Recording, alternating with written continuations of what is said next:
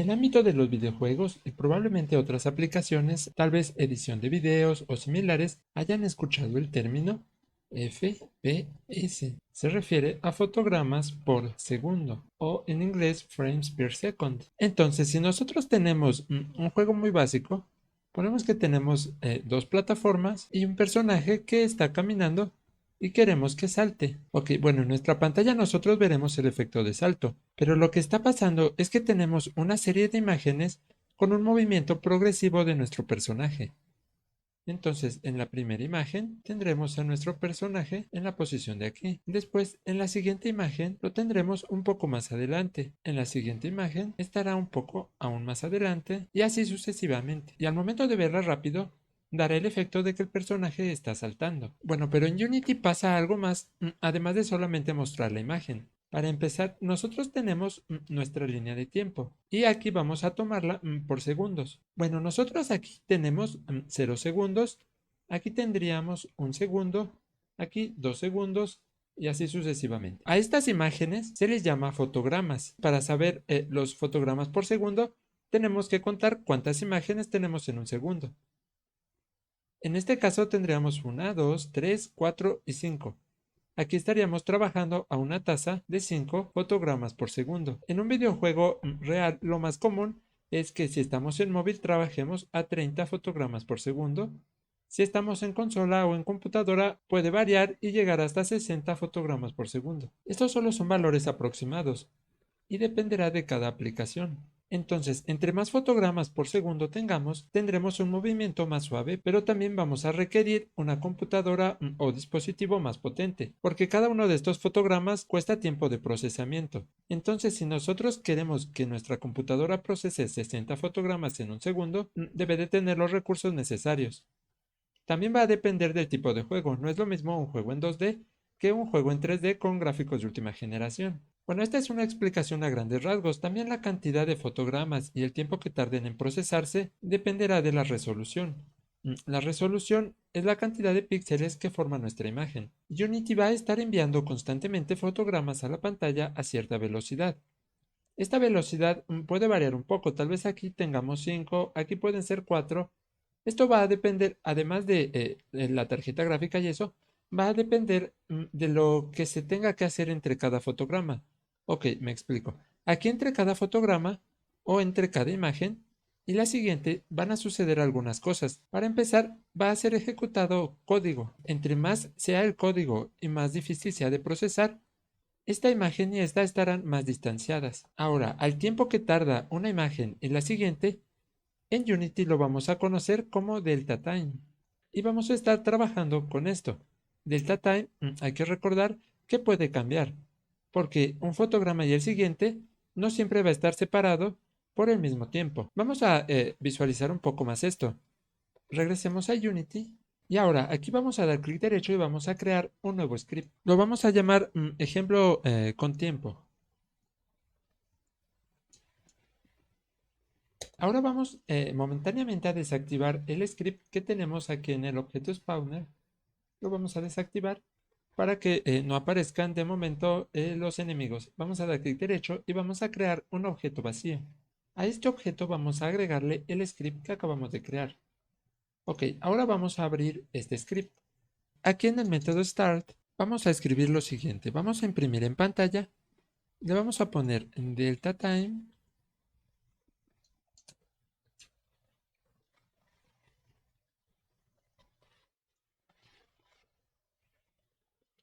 Y aquí para acceder al valor de tiempo que les comentaba, que es el tiempo entre un fotograma y el siguiente, primero vamos a utilizar la clase time.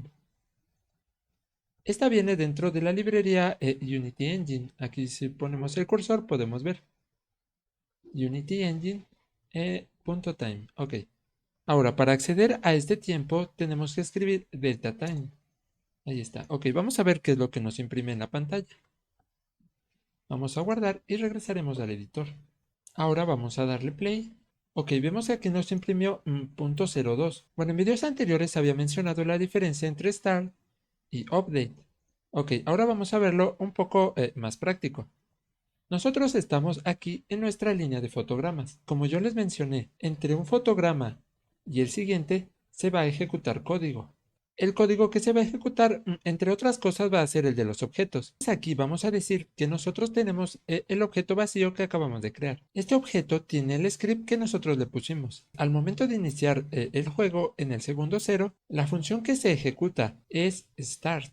Pero sucede que el método start únicamente se ejecuta cuando el objeto es creado. Por eso solamente vemos una impresión. Nosotros tenemos otro método que se ejecuta en cada fotograma. Este método es update. Mientras el objeto esté en escena y esté activo, va a ejecutar el método update entre cada fotograma. Aquí se va a ejecutar de nuevo. Y lo mismo para todos los fotogramas restantes. Si nosotros imprimimos el tiempo que ha pasado en el método update, veremos el tiempo que pasó entre el fotograma presente y el fotograma anterior. Y eso lo veremos por cada fotograma. Quitamos del método start.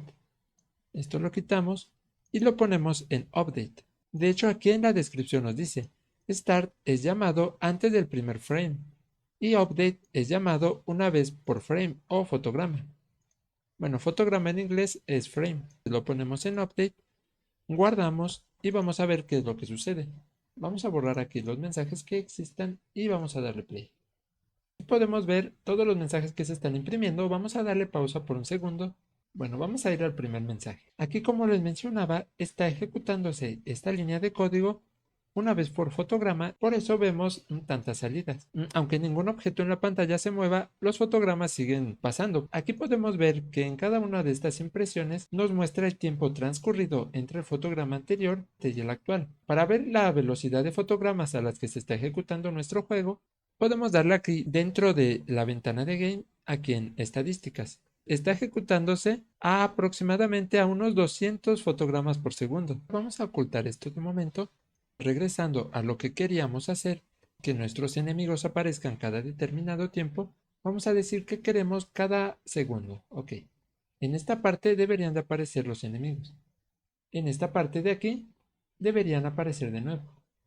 Entonces, ¿cómo vamos a saber en qué momento ha transcurrido un segundo? Una forma de hacerlo es sumando el tiempo entre fotogramas. Si nosotros creamos una variable y en cada update nosotros le vamos sumando el tiempo que ha transcurrido entre el fotograma anterior y el presente, estaremos de acuerdo que después de algunos fotogramas, este tiempo debe ser de un segundo. Regresamos al código y queremos primero declarar una variable. Esta variable no va a aparecer en el editor, así que la vamos a declarar únicamente como privada. Y como el tiempo son datos decimales, entonces va a ser flotante. Ok, aquí la vamos a llamar tiempo transcurrido o elapsed time. Y de momento se va a inicializar por defecto. Ok. Entonces, en cada update, nosotros en vez de imprimir el tiempo, lo vamos a agregar a esa variable.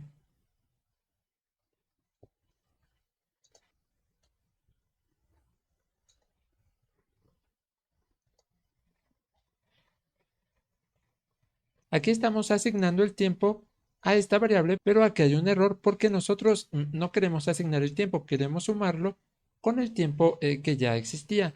Y para esto, como en videos anteriores expliqué, utilizamos más igual. Esto va a sumar el tiempo nuevo a el tiempo que pues ya estaba guardado. Y ahora para verla vamos a imprimir este valor.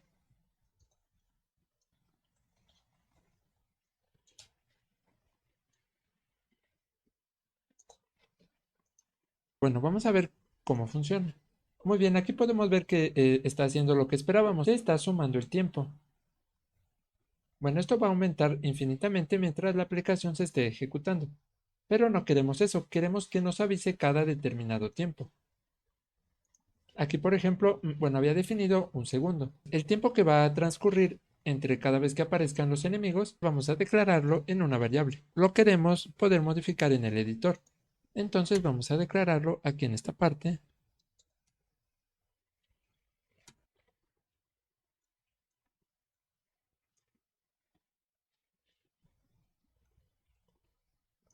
Vamos a decir que por defecto queremos que valga 1. Bueno, aquí nosotros tenemos una variable con el tiempo transcurrido y aquí tenemos el tiempo que queremos que transcurra. Lo que vamos a hacer es una comparación. Vamos a decir que si el tiempo que ha transcurrido es mayor al tiempo que queremos que transcurra. Aquí está, ok. Lo que va a suceder es que va a imprimir la línea que nosotros queremos. Guardamos, pues regresamos al editor y vamos a ver cómo funciona. Definimos aquí la línea de corte que pusimos por defecto 1 segundo. Entonces, cuando el tiempo sumado la sobrepase, nos va a imprimir el mensaje. Ok, vamos a ver qué es lo que sucede. Ok, vemos que se siguen imprimiendo muchos mensajes, no únicamente cada segundo. Pero aquí hay algo interesante, el primer mensaje se imprime después de 1 segundo. Lo que sucede es que no reiniciamos el valor del tiempo contado. Aquí se va a ir sumando el tiempo, al empezar el tiempo es 0, después va a empezar punto 1, punto 2, punto 3, así hasta que valga más de 1. Bueno, aquí puede ser mayor o igual a 1. Cuando el tiempo valga 1 o 1.1, por ejemplo, este se va a desencadenar, va a imprimir, pero en el siguiente ciclo el tiempo sigue valiendo 1 y se va a sumar el nuevo tiempo. Ahora va a valer 1.2, después 1.3 y esta condición se seguirá cumpliendo. Lo que queremos hacer es que después de este mensaje, al tiempo que tenemos contado, se le reste el tiempo del ciclo que acabamos de contar. En este caso, ese tiempo es el que está en esta variable. Se esperará hasta que el tiempo acumulado vuelva a superar o igualar el 1. Entonces guardamos y vamos a ver cómo funciona. Ok, aquí podemos ver que está funcionando como es debido. El mensaje aparece cada segundo. Bueno, como el tiempo entre fotogramas no es exacto, será raro que sea uno exacto. Normalmente va a ser un poquito más de uno, que es lo que estamos viendo aquí.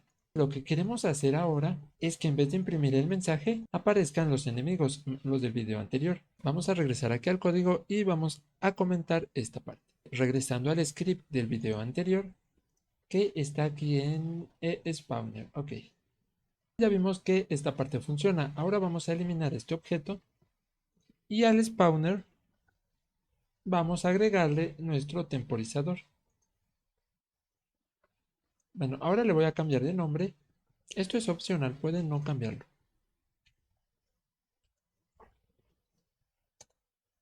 Ok, bueno, ahora seleccionamos el spawner y adicional al componente que hace que aparezcan los objetos, vamos a agregarle el componente del timer, el que cuenta el tiempo. Este lo vamos a activar y vamos a editarlo.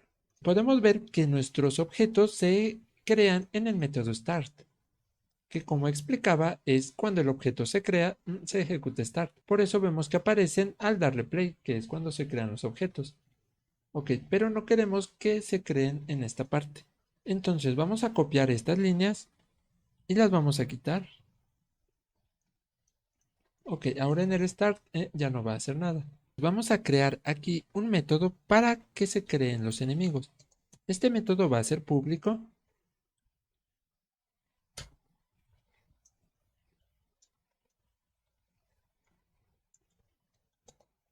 Y aquí vamos a poner estas líneas, las que teníamos en start. Ok, aquí vamos a borrar estas dos funciones porque no las vamos a utilizar. Aquí en este script del spawner podemos ver que tenemos estos métodos que crean los enemigos, pero no van a ejecutarse por sí solos, puesto que únicamente los métodos designados por Unity como start y update son los que se ejecutan automáticamente. A estos debemos de llamarlos cuando nuestro timer llegue al tiempo deseado. Aquí, en vez de imprimir esta línea, va a crear los enemigos. ¿Cómo vamos a ejecutar un método que está en otro script, otro componente, desde nuestro timer? Aquí podemos ver que ambos componentes están en este objeto. Y entonces, desde el timer, vamos a buscar el spawner, el otro componente. Ya enseñé en videos anteriores cómo buscar un componente cuando ambos scripts están en el mismo objeto. Vamos a utilizar getComponent y entre estos signos vamos a poner de qué tipo es el componente. En este caso, el otro componente es spawner, así que será este el tipo. Ok, y aquí ya tenemos nuestro componente. Lo vamos a guardar en una variable. En esta variable ya tenemos la referencia al componente spawner. Si este método fuera privado, como estos dos, no podríamos ejecutarlo desde fuera de la clase. Entonces aquí ponemos el spawner create enemies. Aquí podemos verlo. Y también pueden ver que los otros dos métodos que son privados no aparecen. Bueno, esta parte iría de hecho aquí abajo del comentario. Vamos a guardar y vamos a ver qué es lo que sucede. Vamos a darle play. Ahí está. Aquí tal vez el tiempo entre apariciones es demasiado corto, pero pues funciona. Podemos ver, en vez de imprimir el mensaje, va a hacer que aparezcan los enemigos. Vamos aquí a subir un poco el tiempo. Vamos a ponerlo en 2.5. A ver.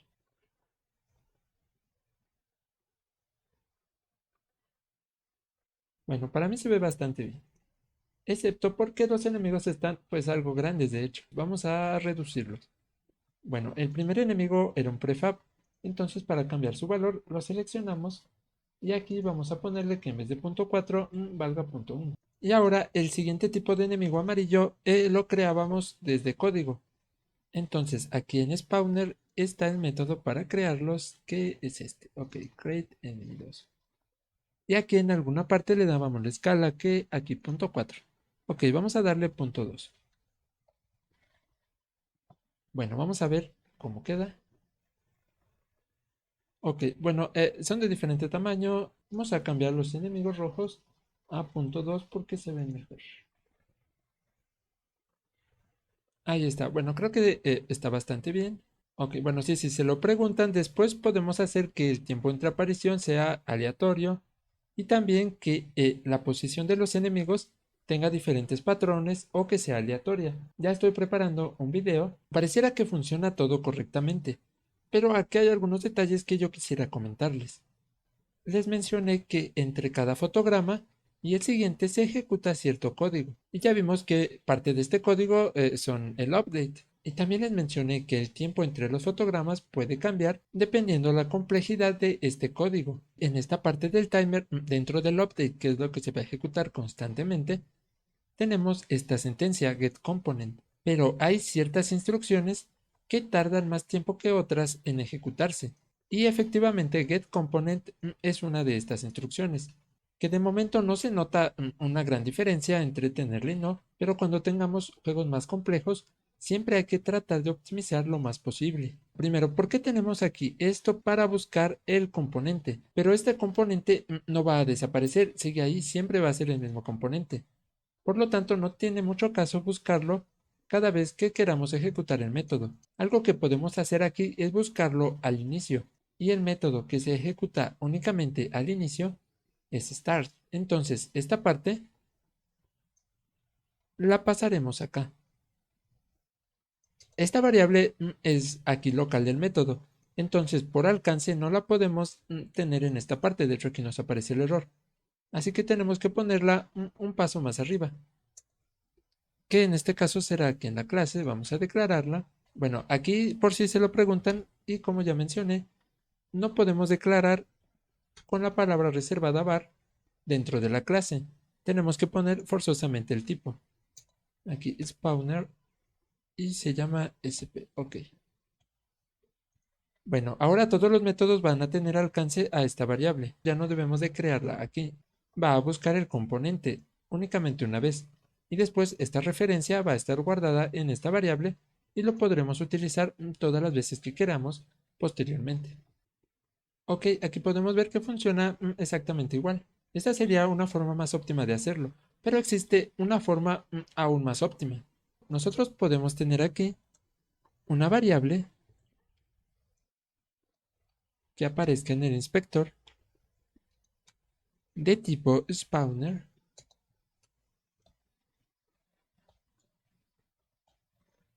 Ok, en vez de tenerla en esta parte. Vamos a guardar.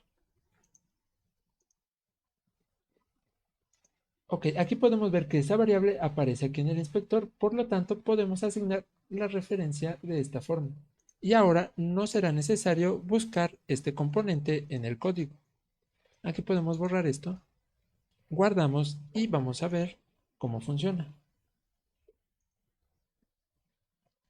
Ok, aquí funciona exactamente igual. Estamos asignando la referencia desde el inspector. Y siempre que sea posible es recomendado hacerlo. Es más indicada cuando estos no van a eliminarse o a desaparecer en el transcurso de la ejecución. Aquí tal vez alguien lo haya notado que en la parte del spawner desapareció aquí la casilla para activar o desactivar. En el spawner no tenemos ni el método update ni el método start. Por eso es que no tiene caso que aparezca aquí la casilla de activar o desactivar, ya que de todos modos no se va a ejecutar automáticamente.